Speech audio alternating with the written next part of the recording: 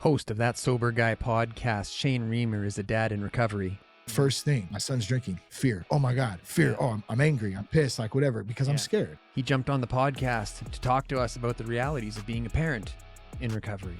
You're literally coaching and leading human beings who have Yeah. their own opinions and have their own thoughts and who are going to have to make their own decisions one day. He brought some great insights. Think about it, like for over, I don't know, was it 17 years? I had alcohol as a crutch to deal with emotions, whether I was angry or frustrated or happy. And talked about some of the harsh realizations he had along the way. I remember people telling us like, man, you think it's hard now when they're 3, 4, 5, and 6, just wait till they get older. And I would be like, man, you're tripping. Like, What's up, everybody? My name's Dan, podcaster, keynote speaker, advocate, and this is Hard Knocks Talks, your addictions podcast. Shout out to the Saskatchewan Safety Council for inviting me to speak at the Saskatchewan Safety Seminar 2024. If you'd like to foster a deeper understanding about substance use in your organization, drop me an email at daniel@hardknockstalks.com. Now, let's get on with my conversation with Shane Reimer. So what's up? How you doing, Dan? I'm doing good, man. Thanks for joining us today. Is there anything you'd like to say before we jump in? I'm looking forward to a good conversation today. Honest, open, and hopefully it helps some folks out there. So glad to be here, man. All right, let's do it. This is Hard Knocks Talks. If you want to tell us just a little bit of your backstory so we have a little context. A little bit about me, and I'll keep it, the condensed, short and sweet version, man. I'm from California, and alcohol, drugs was a big part of my life growing up. Watching my dad kind of spiral and go through that. And I'd always promised myself that I was never going to drink or do drugs. And just because I saw what it did to my family, and I like to describe it, in the simplest way, is it was controlled chaos. And,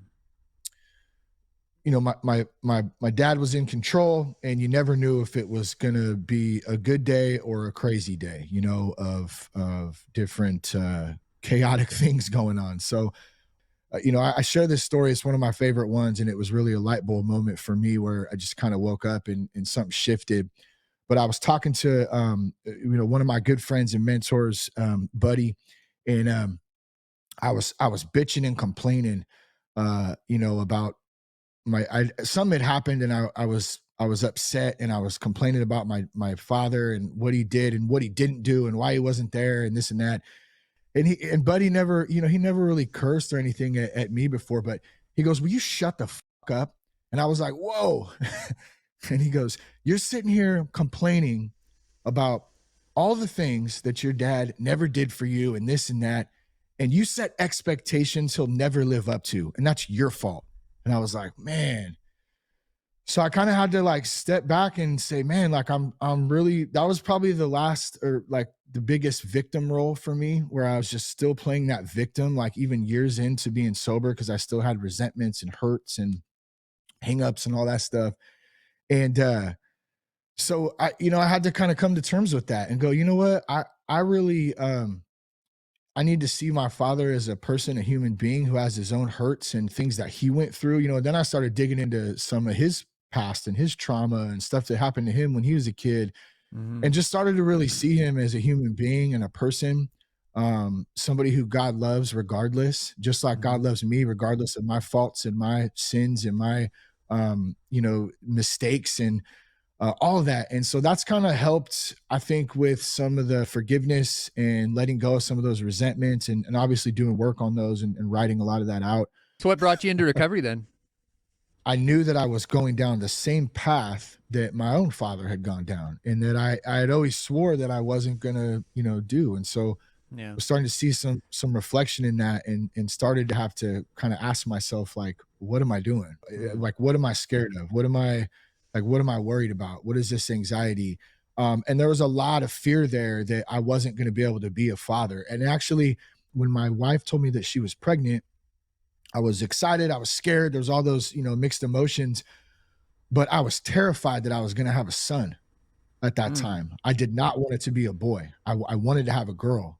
at that time, because I was already scared enough to be a father, but I knew right then at that time in my life, there was no way I was going to be able to raise a boy, raise a man. Like I'm not even a man. I'm like this little kid trapped in a, 30-year-old body, like still trying to figure life out. And I'm still trying to figure out a lot of things, by the way, even at 42, but You're in that's good beside company, the my point. friend. Yeah. I think All right, good. yeah, I think we're a year apart. I'm 43. I might be 44. I can't remember off Okay. the top of my head. Did you recognize that fear at the time, or is this something that you learned in retrospect? Yeah. So, I mean, there was a lot of insecurity, fear, anxiety. And I say this often on Sober Guy, and I've said it so many times before, but it's so true. Like, yes, I have a issue, with alcohol, and particularly, it doesn't mesh well with me, and so many others out there. But I have a bigger problem feeling. Like I'm not a person who was was taught to feel feelings and communicate those feelings. And my mom did try to do a good job of that, I think. I mean, she had put me in some counseling and some therapy. Like I saw a school counselor, in middle school and high school, I think, just to talk about some of the things that were going on. So my mom was aware, and she really did try her best, I think, to set me up with some sort of outlet, which is funny when I think about it now, even as I'm talking it out right now. When I look back, I do think that I did gain some tools early on from that. From that experience, even though I was still, very confused, and it was still nothing really made a lot of sense. When I did, fast forward into my early 30s, when I did, jump into recovery and start going to meetings, and I went to rehab, and that door was already kind of cracked halfway open, that enabled me to understand how to talk to like a therapist or a counselor, or in a group setting. That opened me up a little bit, because I did have some of that, from when I was younger. That's interesting that you had the tools you needed to be open enough to learn new tools. Yeah, it's a good way to put it. Yeah, that's very interesting. True. Yeah, no, that's good. And, yeah. and as a parent, and that's what I'm hoping to really focus on today. Yeah. I worry, like, am I doing enough? Like, am I coaching him enough? Because I mean, during the pandemic and me and my own recovery journey, I mean, like I struggle with different addictions, right? Like, because I'm not using substances anymore. My phone is a big one to this day. It's a big one, man. Oh man, it's tough. But I've often wondered, I mean, like, he's had a lot of screen time in his life where it could have been dad time and stuff like that. So that puts a little sliver of hope in the way that I think in that. Cause like, I do try to work with him, and I do try to like help him connect with his thoughts, and his mother does the same thing. And yeah.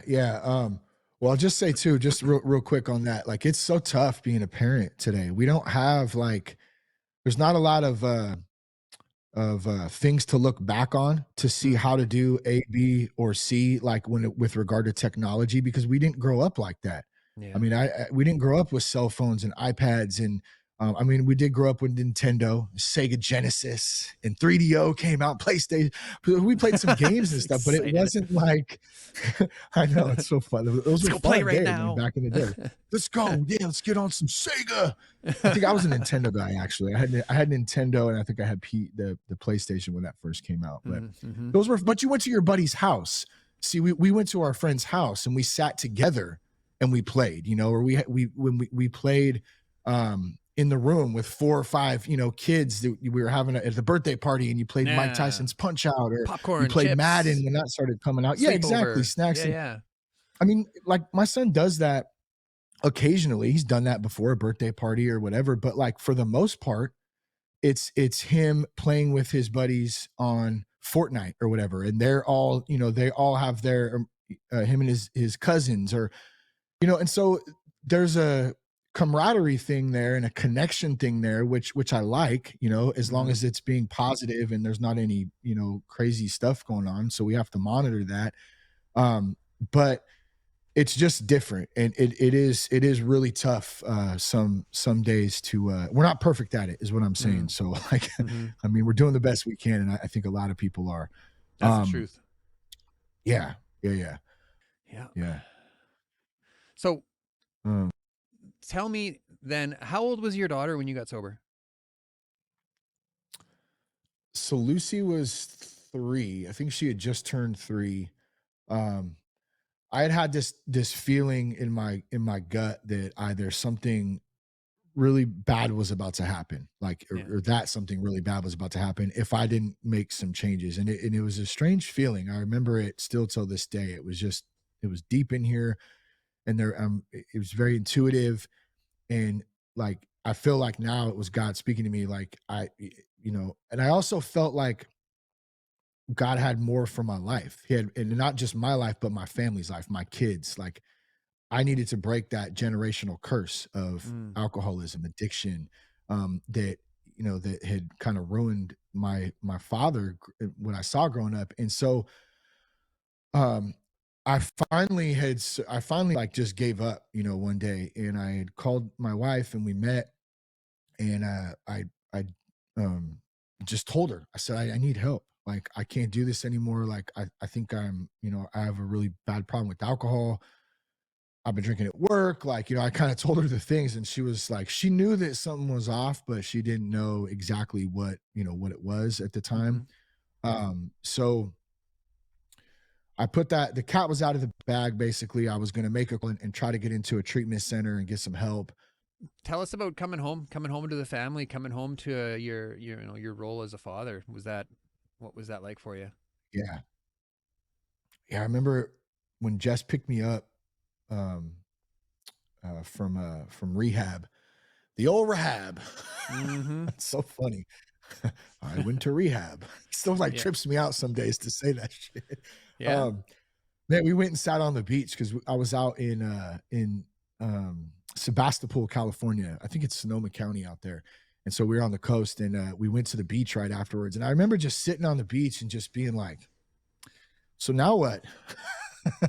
Like, all right. It was so awkward, so Yeah. weird, I'm supposed to be like this new person, and Jess and I are like totally disconnected because I've just been gone for 30 days, and she's been trying to hold down the fort, at home with our daughter. So yeah, man, it took some time to kind of get plugged back in. I think I was going to a lot of meetings, just trying to stay supported. And then being a father, I did feel I started to gain a little bit of confidence in that. Like, okay, I could do this. Now it was hard though too, because think about it, like for over, I don't know, was it 17 years? I had alcohol as a crutch to deal with emotions, whether I was angry or frustrated or happy, sad, like whatever it was. I always had that to use as a tool to cope.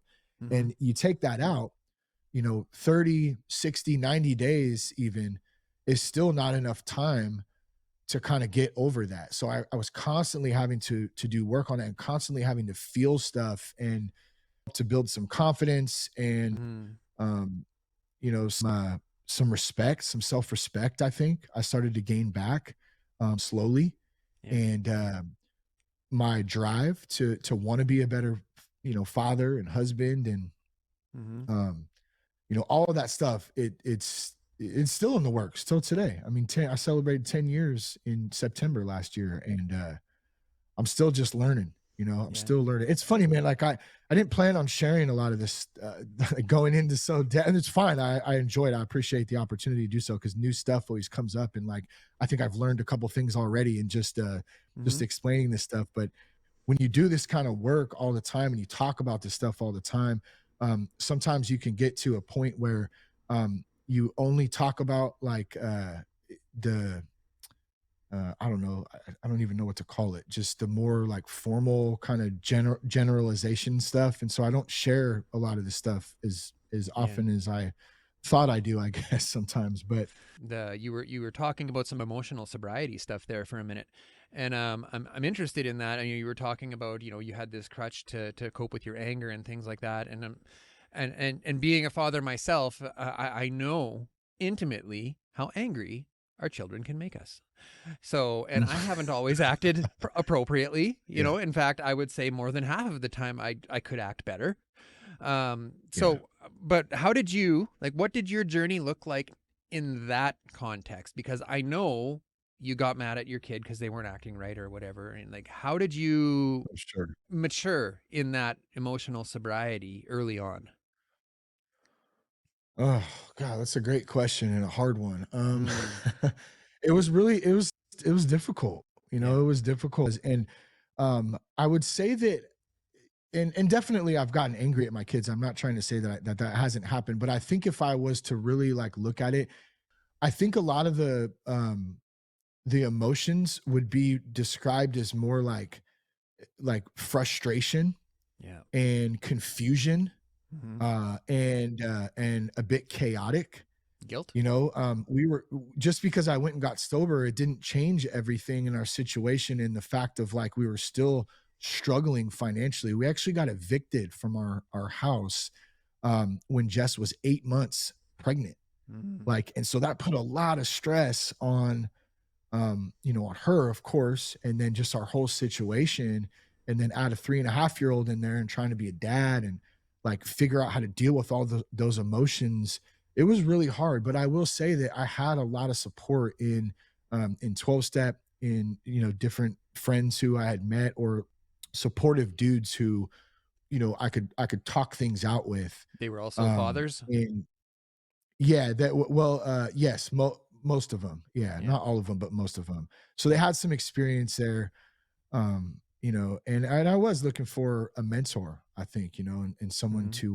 to lean on. And of course, you know, and I gotta remember this too. And it was a little awkward at first sometimes with some of the family and stuff, but I always looked up to my father-in-law, and still do. He's just a hard worker and a good dude. And so I did have some support with some other men in my life. But as my recovery kind of went on, that grew, man. And today it's insane. It's amazing the amount of, you know, like solid dudes that God's put in my life to fulfill a lot of those voids. Uh, But yeah, it was tough, and dealing with it. I think just trying to learn tools and like understanding that it's okay to feel, like yeah. it's okay to feel frustrated. It's okay to feel angry. It's okay to feel sad, you know. And the other side of that is, man, it's okay to feel happy. It's Mm, okay to feel, period. And so I had a really hard time with that, which is why I you know, drank and numbed out for so long.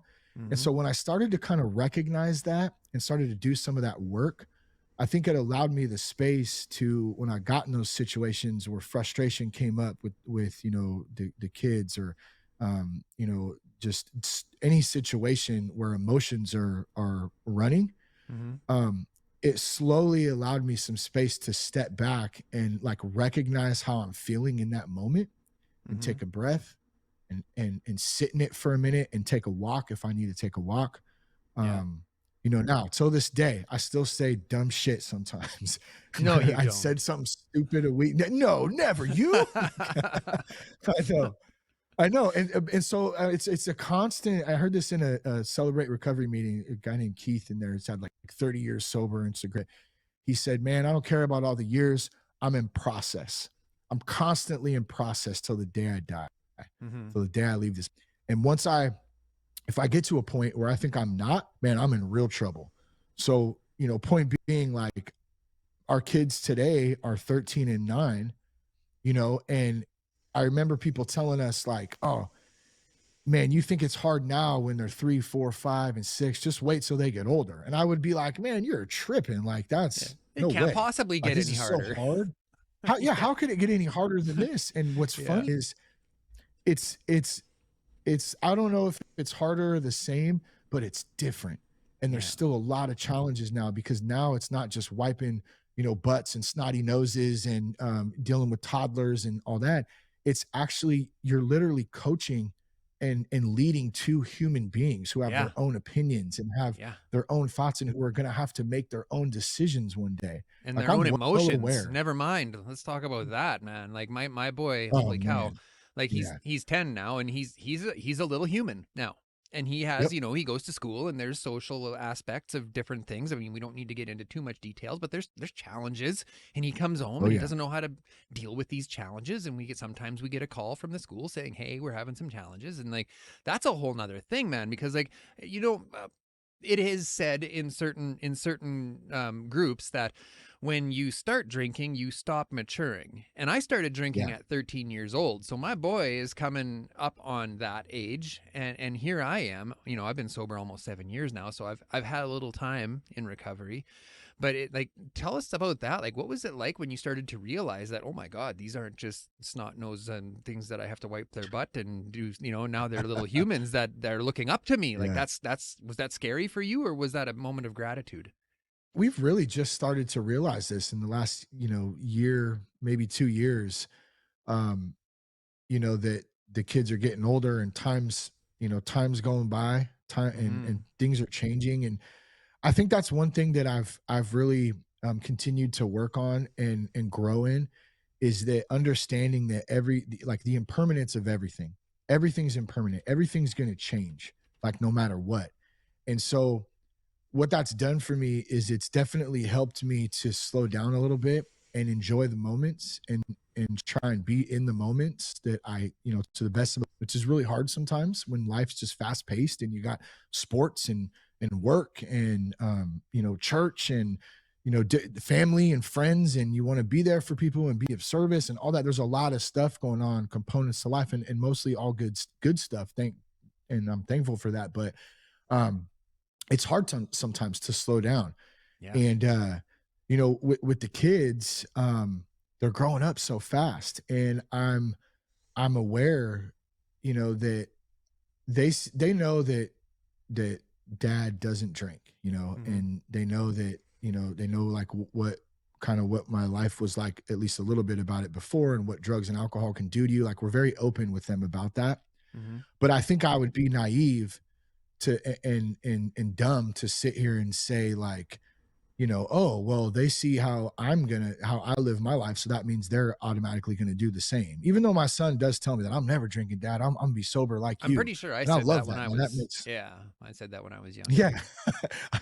Yeah. I mean, it's like you love to hear that too. Like, I love to hear that, but I understand the fact that one day both of my kids are going to be faced with a decision, and someone's going to put a drink in front of them, whether it's when they're, hopefully it's when they're older, but so whether they're 16 or 21, like that moment or a joint or something, it's going to happen, and they're going to have to make their own decision on that. And so my goal as a father and my wife's goal as a mother, and us together, is trying to instill in them the best foundation, to be able to make those right decisions in those moments when they come up, because we're not there to tell them what to do. All right, let's take a quick break here and look at some sponsors. Okay, if you are struggling with the substance use of a loved one or have tragically lost a loved one to drug-related harms, reach out to Stronger Together Canada peer-led support groups by Moms Stop the Harm. If you are in search of private inpatient addictions treatment, check out Prairie Sky Recovery Centre, located in Leipzig, Saskatchewan. If you are looking for help with criminal record suspensions, the Elizabeth Fry Society of Saskatchewan covers all associated costs for women or gender-diverse individuals to apply for criminal record suspensions. Reach out to Chelsea at 306-668-0635. If you are a professional and wish to deepen your understanding of substance use disorder, check out the AIMS SK program through the College of Medicine at the University of Saskatchewan, designed to help you improve health outcomes for individuals with substance use disorder. To make contact or learn more about today's sponsors, to check out our new merch, or if you want to show us some love and buy us a coffee, all of those links are in the show notes below.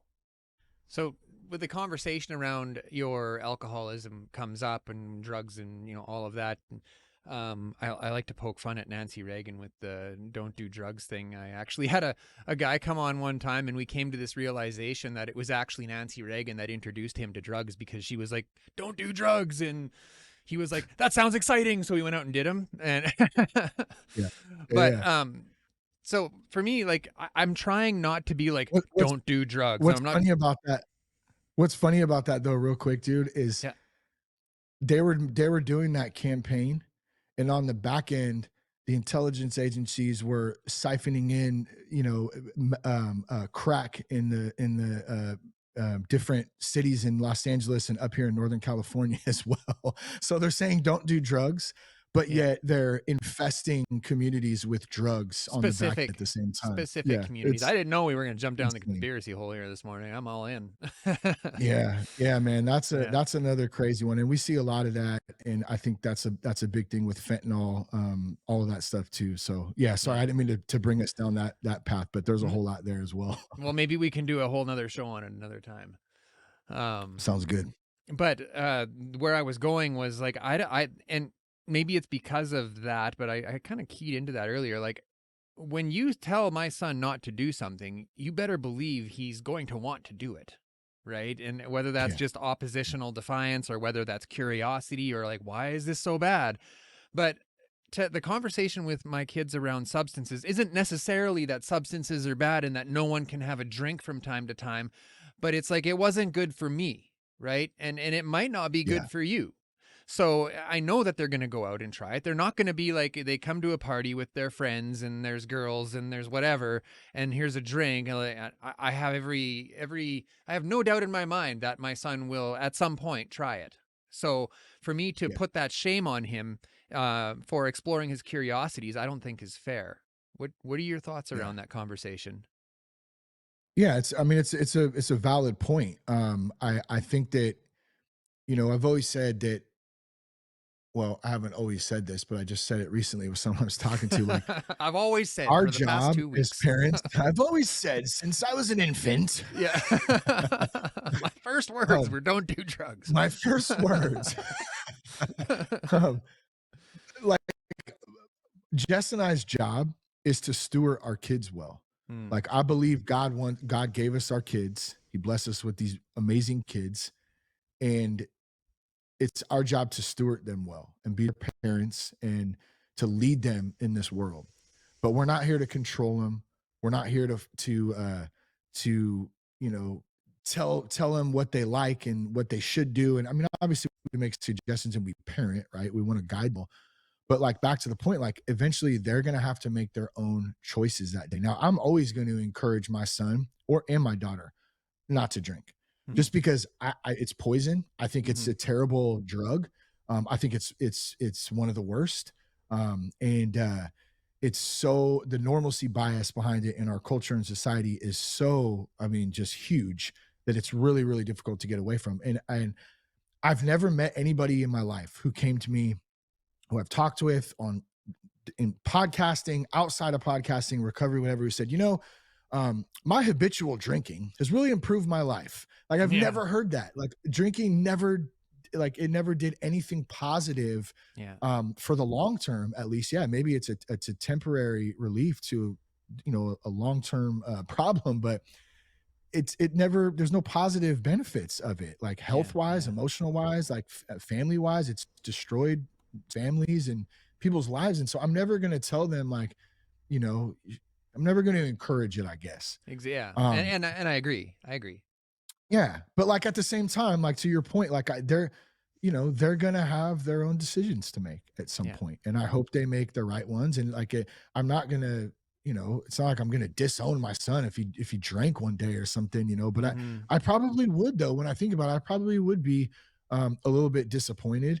I would be scared. And not so much in him. I would be scared. Yeah. And scared too. I would be. Yeah. It's a good point. Yeah. Like, the fear, I think, would definitely set in. Like, oh man, like, is this going to lead to more? Is he gonna keep drinking? Like, if something happens, why did he do? And so even hearing myself say that and trying to foresee this, like, this situation, I automatically have to go back to the tools that I've learned in this and how to deal with that stuff. So just to my point earlier, you brought up fear. First thing, oh, my son's drinking. Fear. Oh my God. Fear. Oh, I'm angry. I'm pissed. Like, whatever, because I'm scared. I'm scared that something's going to happen. I'm worried about him. I love him. I want him to make good decisions. I want to see him thrive and succeed. I don't want to see him go down the same path I went down. Now I want to control. All that stuff. I want to help. Exactly. I want to help. I'm going to, exactly, man. It's so true. And I got to be real careful, not to do that. And it's really, really, really difficult. It really is. I'm sure. And, my mentor and friend I mentioned earlier, he had been sober, I don't know, 20 years or so. And he was going through that with his son. And unfortunately, his son ended up passing away.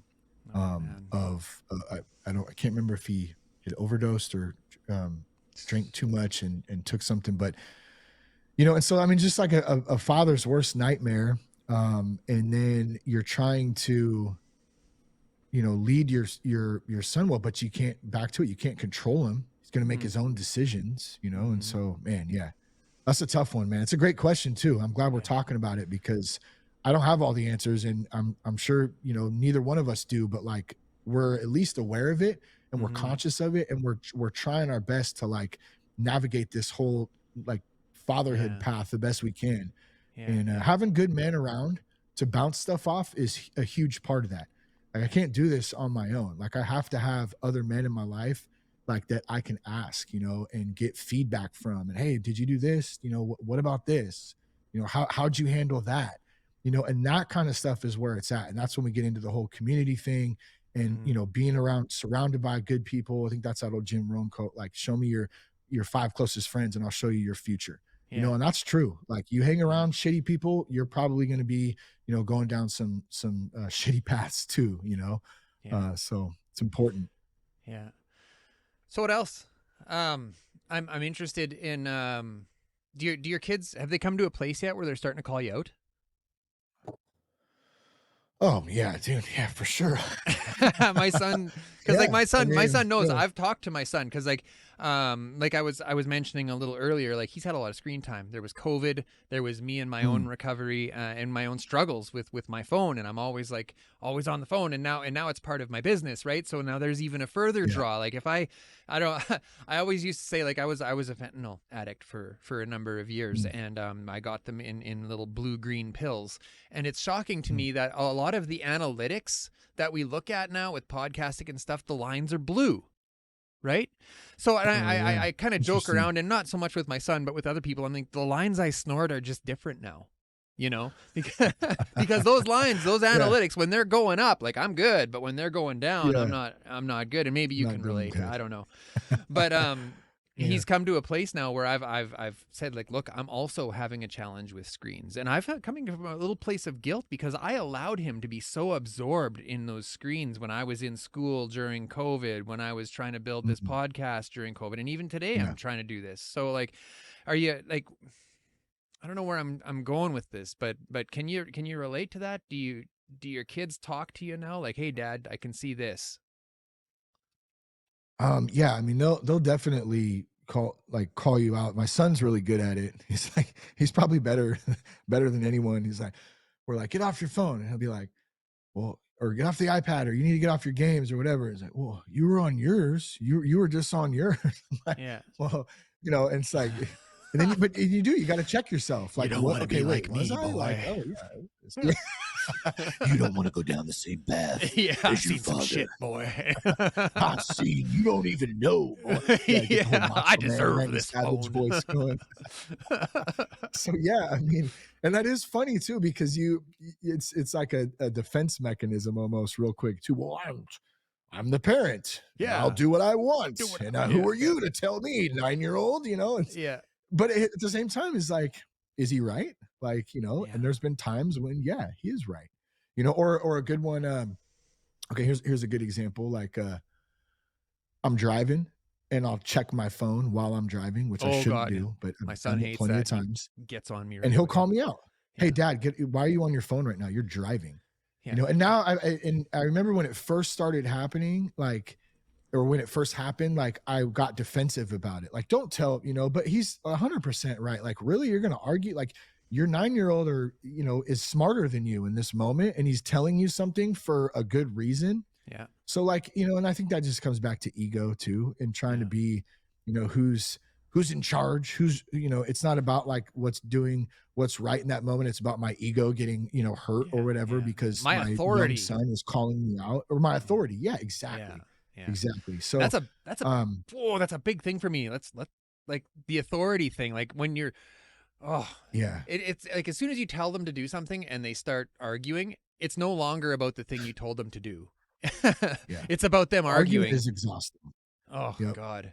And it's exhausting. It is, you know, and so the one thing we deal with probably the most right now, that's been in the last, you know, 6 months or whatever, is the video games. Like, we got Cash, he wanted to get a setup on video games, and he's an active kid, man. He plays baseball and sports, and we definitely do a good job of keeping him active, but he loves to play games. And so, he gets on with his buddies and stuff, and when it's time to get off, it's time to get off. And it's like almost every single time there is some sort of like reasoning. Well, can I just, for 5 more minutes? Or it's always a battle, I think, Yeah. And so that kind of stuff, it can be exhausting sometimes, because it's like, okay, and I'm like all or none type of guy. My wife drives her crazy sometimes, but I'm like, okay, I'll just take all your gaming stuff out and you won't have it all. Yeah, Like, I'll throw it in the garbage. You just won't play. Yeah, I'll just throw it away. I don't care. Like, and my wife is like, she's like, no, we need to, but so I don't know. I don't know if there's a right answer for that, because we're in the mix of it right now, trying to figure out what's the best way to go about it. I do know that yelling is not a productive way to do it. And I say that in the fact that I've yelled many times, and growing up, that's all I got. I got got yelled at. That's why I was gone all the time, because I just didn't want to be in that environment. I was constantly getting, ridiculed and yelled at. There wasn't any like productive communicative talks about why are we doing this? Mm-hmm. And so I like to try my best to do that with the kids now, Jess and I both. And she's definitely better at it than I am, but I'm learning, and she helps me a lot with that. Like, to sit down and explain to them, like, here's why this happened. Here's why we're taking your games away for a week.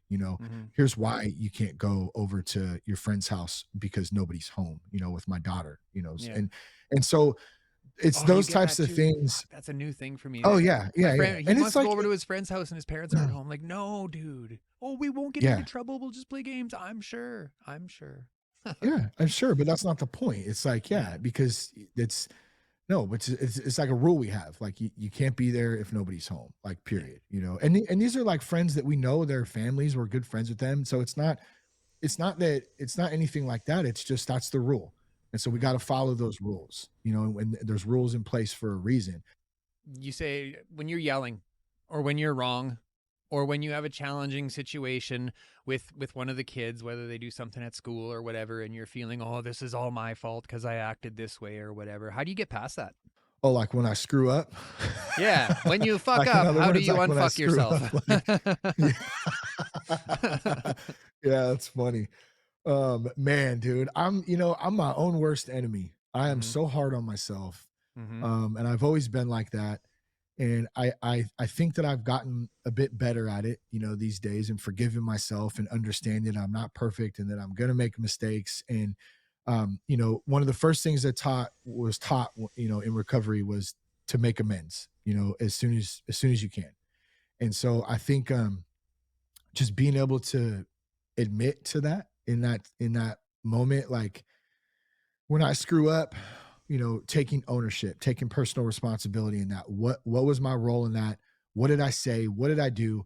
Why did I do that? Always comes back to fear, usually, like we've discussed a couple times. I'm scared of something, recognizing what that is, and then figuring out, like, okay, I did that because, this or that, or I was scared of that. And then now making amends towards it. And it might take a minute, like, like, for instance, I said something stupid to my wife. Was it last week or the week before? And we just kind of got into it a little bit. And I got caught in the moment, and I said some smart ass thing that I shouldn't have said. And she was pissed, and, she was pissed for the rest of the day. And I think the following day, and I was trying to, like, how you do that thing where you just kind of don't talk and you just walk around and you just kind of, it's the worst, man. I can't, that's a shit way to live, man. I hate that when that happens. It's terrible. Yeah, it is. And I can't stand it. And neither can she, but she wants me to know that she's mad. And I want her to know, at least in the beginning, if I'm being sober, that I don't fucking care. I'm right. I don't care if you're mad. I don't care. Don't act like that then. It's killing me, And it's always usually over something stupid, but so, I think just trying to own it and learn from it. And I'm trying to think before I say stuff, these days, whether it's with my kids or with my wife or whatever, in any situation, and then just trying to say I'm sorry. And sometimes it takes a little bit of time. It doesn't happen immediately. Like, I think I think we kind of talked about it and made up a couple of days after that. And I apologized and owned what I had said, um, and we worked through it. And so I think just being upfront and honest, and you have to recognize, and I think it's a great thing to teach our kids too. Like I can't tell you how many times I've apologized to my kids, like when I've messed up and yelled or did something, and because I want them to see, that, and it doesn't give me a free pass just to do it just so I can go apologize either. But like, there's been plenty of times when I've lost my shit and I have to go and I say, hey bud, like, I'm really sorry. Like I messed up. Like I'm not perfect and I lost my cool, with you. And I know I yelled at you, and I'm really sorry about that. And I want you to know that as a man and as a person, like we're going to make mistakes and you're going to have to own up to those sometimes, and you're going to have to apologize. And I'm apologizing to you right now, I'm sorry. And so that is like a good learning lesson for not just me, but hopefully my kids too, to see that like, oh, okay, we mess up sometimes, we make mistakes, but if we own up to them and we're, what's the word I'm looking for? We want forgiveness from those. We want to repent in those, and we ask for forgiveness, and we're genuinely sorry. Hey, that's a good trait to have, I think, into growing. Mm-hmm. Hmm. How do your kids respond? Are they like, yeah, Dad, you were a dick? Yeah, Dad, you were a real dick, man. Yeah, like, yeah. Yeah, it's no, good. man, my Yeah. dude, my kids are so much better than me. Like they're so great. Like Yeah. it's like they're like, oh, it's okay, Dad. It's all right. I think there was one time with my son where we might have just had a bad week or a bad couple weeks, and I had to apologize a couple times. And the only one I can remember with it was like where I was like, man, okay. He called me back to calling you out again. He called me out on like, well, you've already apologized this week or something like that. Like basically I had apologized to him a couple times, and he was basically saying like, man, You're having a rough you week. keep apologizing to me. Yeah. Like will stop, And so I was like, damn. But for the most part, man, it's okay, Dad. Like I understand. It's okay. It's not a big deal or whatever, and dude, yeah, you don't ever want to hurt your kids or be mean to them or make them feel crappy or I don't even want to get them in trouble. I don't like that. But as parents, we have to have some sort of discipline in order to keep them on the right path and making, the right decisions, I guess. So part of it. Tell us about your podcast. Where can we find it? What's it about? Yeah, I love it. Yeah. So 6 months out of rehab, I went and looked for, podcasts on recovery and sober, because I was commuting at the time, and I didn't find any. I found Dr. Drew. I found the AA podcast, I think, and so I said, I literally sat up in bed one night, told my wife, I said, I'm gonna start a podcast, and I'm gonna talk about my recovery and maybe have some friends on the show, and hopefully we'll help some people, and in turn I'll hopefully be able to stay sober too. So we launched That Sober Guy in the spring of 2014. So as we're recording this now, we're coming up on 10 years in just a couple of months.